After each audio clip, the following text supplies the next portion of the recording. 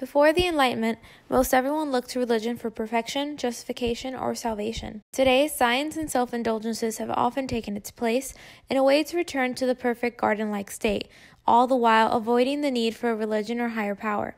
This is interesting, considering that the popularity of religion, particularly Christianity, has diminished increasingly both culturally and socially, though the desire for a perfect garden-like state in Genesis has not. In Clay and Sargent's introduction in terms, a utopia is described as being an imaginative projection, positive or negative, of a society that is substantially different from the one in which the author lives. In fact, according to Introduction in Terms, the word itself is a derivation of the Greek word know and place.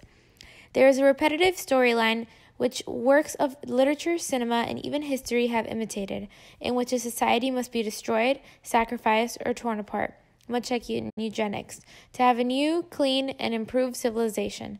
This is the function of a utopia. Plato's Republica was fascinating in that his ideal political arrangement would be an aristocracy that has been sorted out at random depending on whether the person is gold, silver, or bronze. Plato describes the frustration with elections being led by the masses and popularity rather than on anything of importance. Plato's ideas are very strict, which I imagine is necessary in a utopian society. He emphasizes the importance of infanticide, eugenics, which in my personal mind and opinion are one of the greatest of evils. But I must step away from these values to try and understand his purposes. In a world where human life is of no value and your goal is to create a world that is as healthy as possible, eugenics and infanticide are the only means that make sense, especially in a world that is not as developed in regards to medicine. It seems incredibly harsh, but it is quite possibly a very effective way to remove socially labeled bad eggs. In an absolutely political standpoint, and by removing all compassion and value in life, his proposition to control who gets to live past their birth and who should even be allowed to procreate is possibly one of Plato's best plans, though it hurts me to say. For this to work, however, compassion must first be destroyed, which is why Plato's plan could never truly work, but it is a perfect reflection of the motif to destroy anything in life that will not resemble the ideals. George Orwell, author of 1984, created a world where man was not allowed to have any thoughts or feel any emotions that might create division and that were not allowed by the government. Essentially, one was not allowed to have a personality or individuality. If a citizen were to break these rules, they would be tortured and reconditioned to abide by Big Brother's laws once again. This dystopian world depicts a destruction of all humanity not in a physical sense, but in the way that makes humanity human to achieve a new standard of perfection in life. Like in Plato's Republica, all compassion must be stripped from humanity. Aldous Huxley's Brave New World is very similar to 1984. It is a place where individuality is stripped and people are conditioned by fear, and those who have minds of their own are cast away to an island. Once again, this work of literature continues the motif where society is destroyed for a utopia to exist. The Giver by Lois Lowry uses the same motif through this utopian society which has removed all color from life, both literally and figuratively. The world is seen almost entirely in a gray tone, and people have no choices or feelings. There is a trend within this motif that to create a utopian society, the best method is to remove identity and individuality. Another utopian novel brings us to Fahrenheit 451 by Ray Bradbury. In this popular and ironically previously banned book, this society lives without a mind of their own. Death is normal as war prevails, and books are prohibited by the government in order to remove any possibility of deviation in ideas and thinking. Instead, entertainment and reality television is endorsed to condition regulated thinking and control the amount of education each citizen will receive. Margaret Atwood created a world, much similar to ours in fact, that was oversaturated with pornography, prostitution, and disease in her novel The Handmaid's Tale.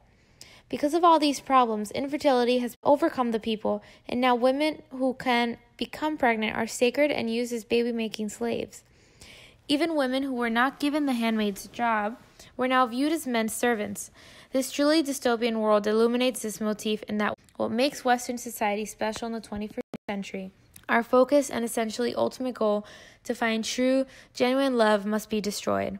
There is no longer true intimacy between humans, which makes the removing of all compassion, as was aforementioned, extremely feasible. Our history has made this motif so clear it is now illegal to deny its mark and time in several nations.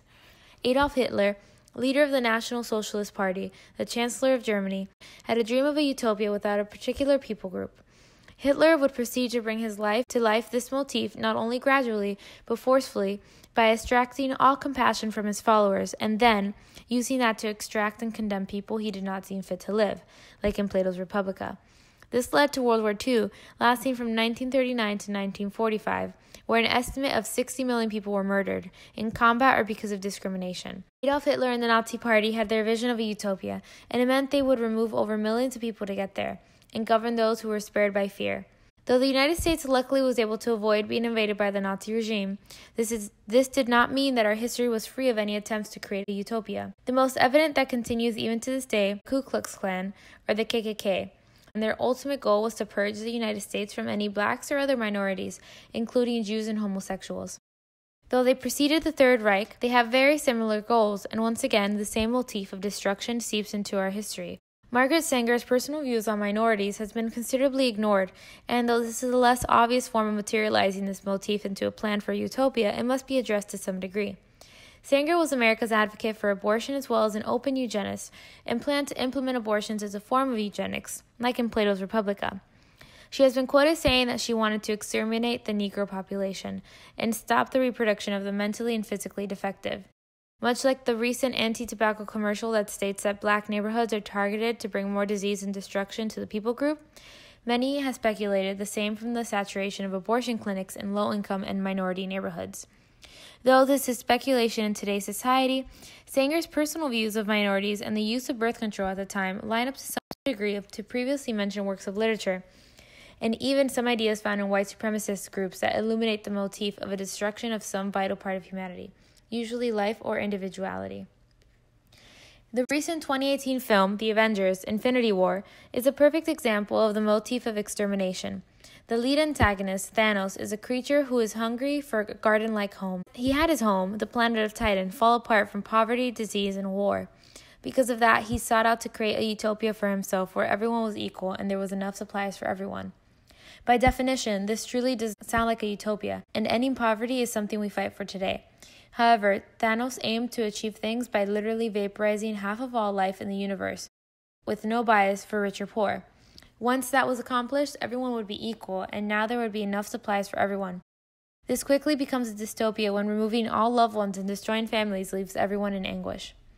The popular Disney Pixar film WALL-E envisioned an Earth that man had destroyed and left a wasteland. The Earth was so dilapidated, they were forced to evacuate and live on a kind of spaceship where man's only concern was electronics and satisfaction of the self. Though this is not as clear of an example of the motif to destroy an important part of humanity, it thoroughly resembles some of the literature mentioned before, like Brave New World and Fahrenheit 451. The world humans in WALL-E must resort to is a world with little to no genuine human connection, and where knowledge is not as important as an electronic device. A Netflix original, Black Mirror, dedicates an episode in the third season to explain how a utopian society came to be, but also how it destroyed humanity at its core. The main character, Lacey, struggles to compete in a society driven by ratings on social media platforms. Everything from your experience at the supermarket to your chances in buying a house and where you are allowed to live is determined by the rating given to you by people at every encounter. As a result, people are forced to live abnormally perfect lives. They can never be too close or be too honest out of fear they will lose their social and economic standing. This world is conditioned through fear, and though outwardly it is a definition of a utopia, people like Lacey are wilted away inside. To create a utopia, literature, films, and history can reveal to us a motif that is depicted across these very far-reaching subjects. This is not only a motif that is imagined in literature or art, it is a motif that is played out in our history and will likely repeat itself. Mankind will always strive to return to the garden, and because of their fallen selves, will try to arrive at the destination in any way possible, which generally will be by destroying all individuality, emotion, and potentially human life. Many of the situations before the start of a utopia are quite similar to situations in our current time, like the superabundance of prostitution, disinterest in knowledge, obsession over social media, human disconnectedness, poverty, war, and in reality, division.